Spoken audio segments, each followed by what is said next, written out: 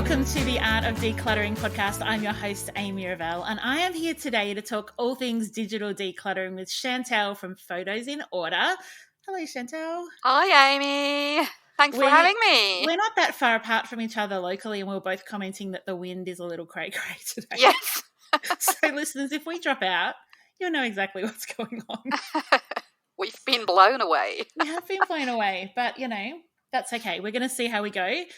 Worst case scenario, we'll just hit record again when it's not quite so windy. Yeah. Chantal, you came and did an episode with us a couple of years ago where Kirsty and I interviewed you, and the questions that I continually get in the Facebook community is so much about photos. And once I actually accumulated and looked through the questions I keep getting, I think there's 2 episodes in this. I think we talk one about digital photos, and then next episode, let's talk about physical photos, because really I think the way that we deal with them and the questions people have are possibly quite separate. Mm-hmm. But I have a question for you to start. Okay. You have your phone on you, or maybe you might know the answer to this. I don't have it on me, but yeah. Okay. How many photos do you think you have on your camera roll on your phone at the moment? Oh, I can tell you that. About 39,000. Whoa! That's on your phone. Yes, but this is not my camera roll as such. It is my it is my photo hub. So that's my entire photo collection. Oh, wow. Yes. Tell me more about that. So the way that works, I'm using an iPhone and I'm a Mac girl. So I use the Apple Photos app that comes with every Mac. And because I go through the cloud, I synchronize constantly between phone and Mac. Mm-hmm. So that's why I see all my photos and not just the latest. But because I'm using that, we call that the Apple ecosystem. And because of that synchronizing setup, what happens is that on my phone, I've put it in the settings. You can choose optimize download. So my phone actually doesn't store all those photos in full size. I can see them all, but they live in the cloud. Okay. Yeah, that's how it works. So that's why I see all of them. And not that's just amazing. The last 200. Yeah. But you're not then taking up all your phone space by storing them as they original size. Correct. Yeah. When you take any photo, does that automatically put it into your Apple ecosystem? Yes. Yep. Huh. So I have another question for you then. When you take 15 photos when you're out at something and they all sync, when do you get the opportunity to curate it? Okay, that's a good question. As you might assume correctly, I am pretty organized, or at least I try to be. But with photos, I'm not too bad. So basically what I do a monthly maintenance session with our own photo collection. So let's say now we've got, start of the month. So I would go back and not download because they already have downloaded, but go through the photos that I took in January and curate them. So one thing I do first is I gather other photos from other family members. So I check in with my husband and say, what photos did you take that month? And let him airdrop them to my phone because he also uses an iPhone. So airdropping is the easiest way, I find. He airdrops them to my phone. They go into my camera roll. They go to iCloud. They come down on my Mac, and I've got it all there. Same with the kids. So I gather everything, that's the first step, and then I clean up. So I delete the darts. If, you go a day out and you take 20 photos, I choose the best and I delete the rest. I don't need them all. I outsource screenshots. So, for example, in my case, because I run a business too, I have a lot of business-related screenshots. So I put them into my Evernote, but you could also use, your phone note app or something like that. So I move them out of my photo collection because I don't need them there, And they oftentimes things I want to action, or sometimes it's just for reference. So I file them accordingly and I delete them out of my archive. And then what's left, I curate in terms of, I might give them a love heart if they're really great shots. I might add keywords. I use the facial recognition to name people, things like that. So that all happens on a monthly basis. And that's how I try to keep it as clean and as meaningful as possible. I love the fact that there's opportunity for the family members to choose what to pass on to you, because you don't necessarily want them synced as well. Oh, no. Because you're going to end up with well, in your case, lots of photos of go-karts and airplanes. Yes. And in my case, lots of photos of basketball. But they can kind of pick, oh, yeah, I did take that photo of whatever and I want to send that through. Yes. Yeah. What do you do listeners, I had some questions for Chantal. I've totally stepped aside because I'm intrigued with how this works, but I will get back to some of them. How does it work, Chantal, when you use an app like WhatsApp and the photos that people send through? I find it really frustrating because they go straight onto my roll. So at the moment, I've got them going into a separate folder. Mm-hmm. But what do you do? Do they automatically get uploaded to your ecosystem? Well, first of all, I've turned off that feature that it automatically adds it to my camera roll. You can turn that off. You can turn it off. Okay, I'm going to do that. It's in your WhatsApp settings. Okay. You will find that. I can't tell you right now how, which button to press, but it's in your WhatsApp settings. You can turn that off. So now there's the other thing, though, with WhatsApp. WhatsApp photos, when you send a photo through WhatsApp, it is being compressed big time. Right. So you get a really, really bad quality when you download that at the other end. Mm-hmm. A photo that you take with your phone has oftentimes these days maybe 5-6 megabyte big, right? That's pretty big. When it comes out in WhatsApp at the other end, when you send it, it might be, a couple of 100 kilobytes. Oh, wow. The compression is enormous. Plus, it loses the capture date and any other information that might have been embedded in the digital photo, like the location. Mm-hmm. So you don't have the real date on that photo. You have the date when it was downloaded to your phone. So if you do photo transfers through WhatsApp and you receive a message and I want to keep that photo, save it to camera roll straight away, because then at least, the real capture date might only be off by a couple of hours, but not 3 years. And look, this might not be something that that bothers you, but I'm a bit anal with that. I like to have the correct dates on my photos. Right. Yeah. Because when you're doing your monthly check-in, like that kind of thing, and I remember you sharing in the previous episode we did with you that, you do tagging and facial recognition and dates are important. That's really interesting. I'm going to have a look at that on WhatsApp, because I find that every video of someone's dog or everything and I end up with all this stuff, and my camera roll. In fact, I'll have a look and tell you. I don't think there's that many photos on my camera roll.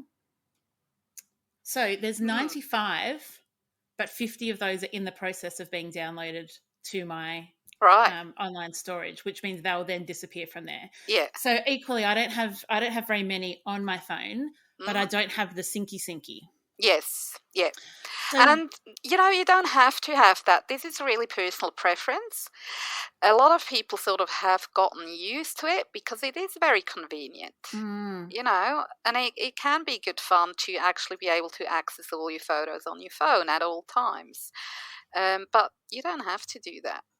The way that I've done it, and I wonder if it's a little bit more, it's kind of a workaround to what you're doing. So I'm a Samsung user. Mm-hmm. And I have, all the photos, and I've got a couple of different folders within that. So I've got the WhatsApp folders and the screenshot folder and then a photo folder. Mm-hmm. And so I just regularly go through, whether I'm sitting, waiting for the kids at the end of school, or waiting for a doctor's appointment, or just sitting watching a movie, and I will go through and just curate. So I do the curate first and just get rid of anything that I don't need anymore. Same with you. Screenshots are always, don't forget to do this. And so I know my screenshots are like a mini to-do list. Mm-hmm. And then I upload the photos that I do want to keep into my Google Drive. Yeah. And within that, it's purely now just by year. Yeah. And when they were little, the kids were little, it was like, when they were really little, it was like by day. And then it got to like by week, by month. And then I think by the time they were 2, I'd gone, okay, we're just going yearly now. But there's no sorting, there's no tagging, there's no anything. But Yeah. because I've done the pre-curate, I actually find that it's not an overwhelming amount of photos. Yeah. And I'm not great at remembering to take photos. Right. Is there a risk though, Chantal? There's always a risk. Yeah, okay. So that's really good. Let's talk about this. When is the risk worth mitigating, and when is the risk of, yes, the whole of the internet of the world and your mobile device could all blow up at one time and you'll lose all the photos, versus I'm spending, 3 hours a week trying to make a complicated system that I don't need to. Look, it doesn't have to be complicated. And of course, I do have to say, yes, you should please back up your photos. That would be a good idea, because as you say, sooner or later technology will fail. Hard drives blow up, external drives fail, you let it drop and it's dead. You lose USB sticks and things like that. Technology just also gets old, and all of a sudden, you can't read it anymore because it was, I don't know, you use the software that doesn't exist anymore and you can't read the thing anymore. I mean, when you think further back, when we had 8mm movies, those movie reels, nobody has a projector anymore, but there are still people around who can convert them into digital files. So not all hope is lost if you find CDs and you don't have a CD drive anymore in your computer because the new ones don't have them anymore. It will take years until you really have lost them. You can still salvage and get things off, but technology changes fast, it breaks. That's why we need a backup. So I think also in the last episode we did together, I must have talked about backing up. So we used the 3-2-1 system. You should have 3 copies. That means your original, in your case, it sits on Google Drive, which is fine, by the way. Google Drive is different from Google Photos. Yeah. So Google Drive, okay. Now, that's your number 1 copy. Then you should have a second copy. Usually that's on an external drive that you have at home. And then you have a third copy, or should have a third copy, away from home. So that can be another external drive that you keep somewhere away from home, which requires a lot of discipline because you bring it, out and back, and you back up and you have to bring it back out. It's just, for most people, including myself, that's way too hard. Yeah. So, of course, we use the cloud for that, because which you already have in your copy number 1, basically. The reason for that is if you have your originals on your computer at home, on an external drive at home, and, touch wood, it never happens, but you get flooded or the house burns down, that backup drive doesn't help. Yeah. That's why you need a copy outside from your home. So my question then is, this was a question I was pondering in the last couple of days in preparation for talking to you. I'm not hugely sentimental, which is no surprise to any of our listeners, but I've kind of become okay with the fact that if Google Drive loses all of my information of all time and it's unretrievable, I'm kind of okay with that, because the opportunity cost for me is like it's constantly front of mind, or I'm thinking about it, and I'm not a huge, I'm not like a family history person, and so I'm not pre-worrying about my grandchildren not having photos of my 40th birthday or whatever. Do you think that, like, for someone like me, I can just keep it on Google Drive, but acknowledge that maybe one day that will all be lost? Of course. Yeah. But then for other people who are really into family history or really good at keeping their photos, I love that idea of it being really clear. You just have a digital copy, you have some kind of a hard drive copy, and then you can put a copy with someone else. Yeah. So look, it is so individual. As you say, if you're not too sentimental and you're aware of the risk and you accept that risk, that's fine. You know, we're Yeah. all different. It's like the same thing with insurances. It's basically the same because the backup is an insurance that you can get your photos back. So, I mean, if you're not worried that, you know, my house could burn down and yeah, I'm not insured, I'll, you know, whatever. Deal with it. Yeah. I don't care.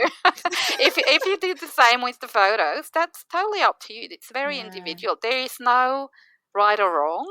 And if that works for you, it works for you. That's fine. Yeah. I think one of the keys that I'm discovering as let me just tell all listeners and anyone who's ever been a client of mine, you know that when you bring out your photos, I give you Chantal's number. I can do it. And I always say to people, I have the skills to do it, but I'm going to be much slower than Chantal, and I'm not going to know all the most current technology, and I'm not going to know the best hacks because I've done it with 200 people before. So just go to Chantal, use your money wisely. Don't pay me to do it. So, you know, like if you're someone who, there's the DIY version. Do you want to give your podcast a plug, actually? Because that's the perfect place for people to go when they want that DIY. Yeah, thanks for that. I'm co-hosting a podcast called DIY Photo Organising together with Fiona from the Photo Helper. And yeah, we just recorded the latest episode, which will be episode 95. So when you go to DIY Photo Organising, you will find heaps of different topics. It's all around photos, not just digital. It's also a lot about prints, about keepsakes, like, you know, how to make photo books and things like that. So there's a lot of ideas. Obviously, it's free.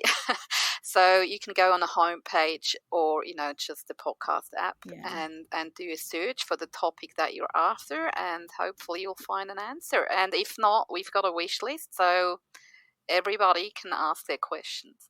That's a great idea. In fact, let's go to a quick break because I do have a listener dilemma to come back to you with, Chantal. Okay. But I also want to talk to you after the break around some options of how to take your digital photos and enjoy them rather than just kind of hoarding them on hard drives and on the cloud. So we'll be back in just a second.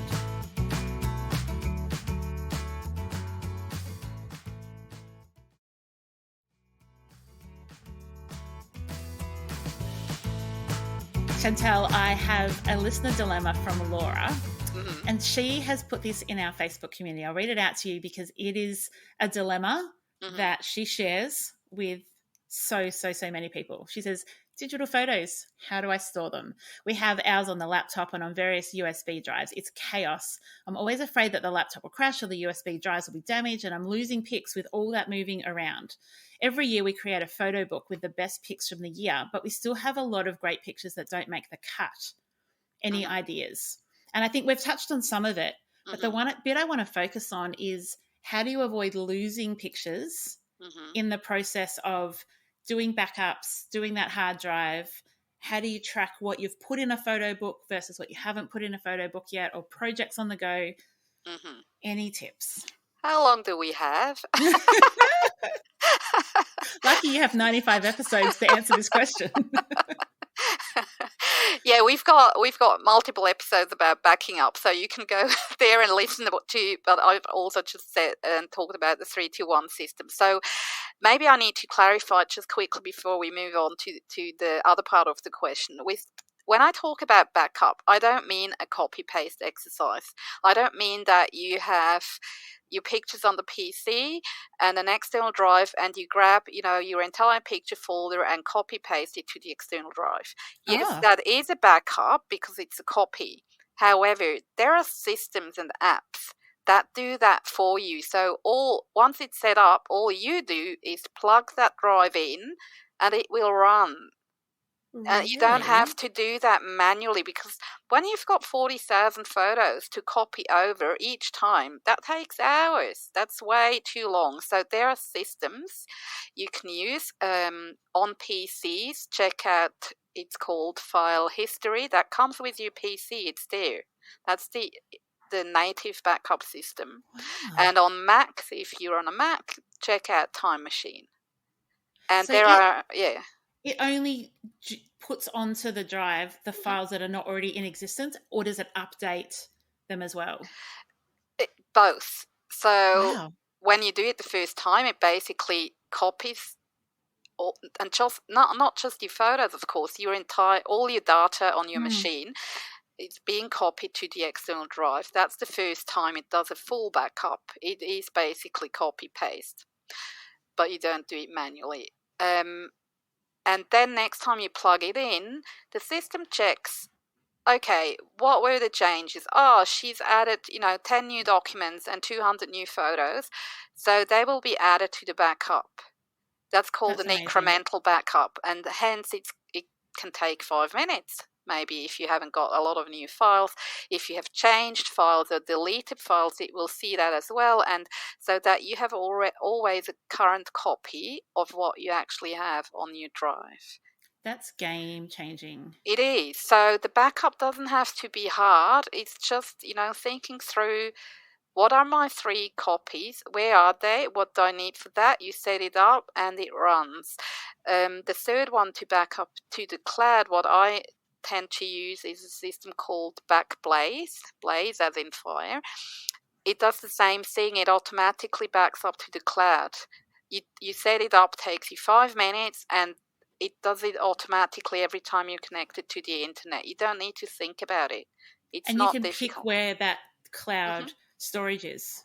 Yeah, that's Backblaze. So that's a third Excellent. party. I've just written that down. And Acronis is another one. Acronis, it does the same thing. So there are systems out there. You don't have to do that manually. So that saves you a lot of time. And also Laura's question about, losing files when you transfer them, so that minimizes that risk. Yeah. When you have a proper system set up. And then, of course, what she does with the annual photo books, that's amazing. And just by the way, any digital photo that you have printed, be it loose prints or in a book, counts as a backup copy as well. Of course. Yes. Yeah. And when you think about it, it's easier to lose digital files compared to anything printed, because tech does fail. So printing your best shots every year is a great idea.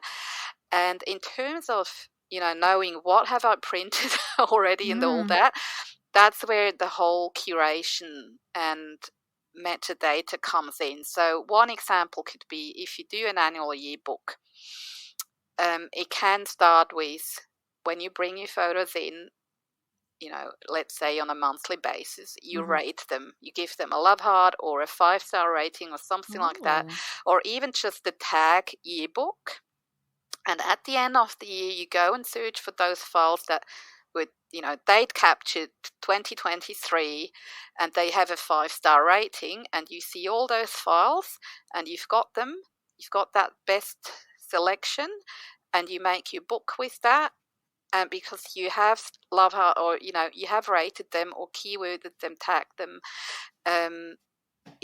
that information is embedded in the file, and you can then easily see what you have done with them, or what you plan to do with them. Yep. And that's what we call, you want to make the files searchable.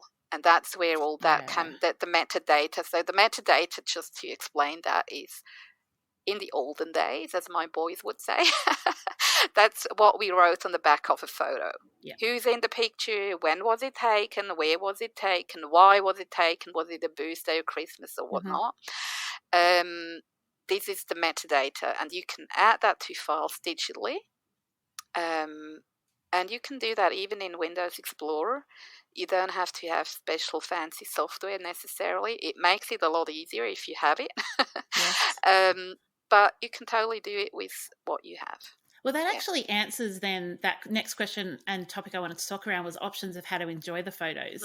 And it sounds like even in doing that rating or love hearting, you can also then possibly enjoy your photos digitally by saying, like, on my watch, just play a reel of my favorites, or on my screensaver, or on the TV, because you've already kind of set yourself up for using the digital files. digitally and physically when you want to print them or make a photo book.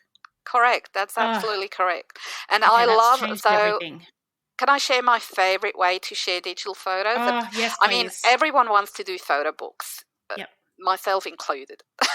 But to be honest, and they're great. And if you're a creative person, you know, it's a good thing to do, and I love it too. However, it does take time. What I do love much more than that is to have a digital photo frame. Yeah. And these days, some of them have an internet connection and Wi-Fi. So that means you take a photo, you know, let's say you go out for a day, you have a wonderful time, you've got a great shot, you email that to your photo frame. Oh, stop when it. you set it up, it comes with its own email address. That's your frame. You email it to the frame, you come home, and the photo is on your frame. And they rotate, and it comes in different sizes. You can have, you know, mine is in the living room, but because I'm only there usually in the evenings, I've put it in the settings that it runs from 6 p.m. to 10 p.m. Oh, that's so good. I want to put one in someone else's house and then start sending photos. That's what I do. I do that with Mom because my mom lives overseas. I'm from Switzerland, so my Mom and the rest of the family, they're all in Switzerland, which is not quite around the corner, right? No. So we gave her one of those frames, and now I can just, you know, take a picture of the grandchildren and it pops up in her living room. And the kids don't take advantage of that. I would be sending silly photos. Like every day I would be taking the silliest photos I could think of and then waiting for Grandma to see them in her lounge room. Of course. That is brilliant because I used to have a digital photo frame, but you had to have a USB in the back. Yeah. And so, you know, it got updated every couple of years and then we kind of lost the mojo. Yeah. That's why I love the wireless ones. They're amazing. Yeah. They are a bit more expensive than the USB ones, but I think it's well worth it. I mean, you have 100%. Them for years. It's not something you change every year. No. And, you know, you can send thousands of photos. That is awesome. Yeah. Oh, now I'm getting excited for our next episode where we're going to talk about physical photos because now I feel like I've gone from my phone, I've done my backing up, I've kind of got my systems, I've set myself up for success. And in the next episode, we're going to talk about what to do with your physical photos that you currently have and how to enjoy them and what to do when you want to print physical photos. Chantal, will you join me again? Of course, anytime. It's so much fun. It is. Listeners, all the links so you can find Chantal and her business and her podcast will be in the show notes. Make sure you tune back in next Monday as we talk about physical photos. And until then, enjoy the freedom. Bye. Awesome. Oh my gosh, I love this. I would like to acknowledge the Wurundjeri people who are the traditional custodians of the land this podcast is recorded on. I would also like to pay respects to their elders, both past and present, of the Kulin Nation, and extend that respect to other Indigenous Australians. Thank you so much for joining me today. If you enjoyed today's episode, I would love you to rate and review the show on your podcast app. That will help others to find the Art of Decluttering podcast as well. If you'd like any more information, you can visit theartofdecluttering.com.au, and I would love to see you in my Facebook group. Just search the Art of Decluttering community on Facebook and join today. I hope that you have an incredible rest of your day and enjoy the freedom.